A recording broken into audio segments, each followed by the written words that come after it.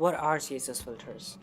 According to CSS Tricks, CSS filters are a powerful tool that authors can use to achieve varying visual effects. According to Designer Wall, CSS image filters are a quick way to tweak images in the browser without resorting to Photoshop. And for us, they are a way to add a bit of spice. And in this video, we'll learn how CSS filters work, how many filters are supported by CSS, how to apply filters, and how to combine those filters along with the browser support. Let's begin with how do they work. When you feed your browser with raw HTML CSS, it renders it and then displays it. But when you add filter to it, it adds another layer of processing after rendering and before displaying it.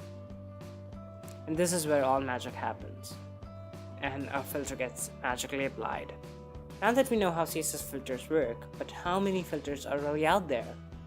Currently, CSS supports 10 filters, namely blur, brightness, contrast, drop shadow, grayscale, hue rotate, invert, opacity, saturate, and sepia. Big list, isn't it? Now it's time to apply those filters. Imagine we have an hypothetical element with ID filter me, and just like we do every other thing in CSS, we select the element, apply filter property, and we can apply any of the filters that we mentioned a few moments ago. And it is also possible to apply multiple filters to an element by separating filter function with just a space, just like this.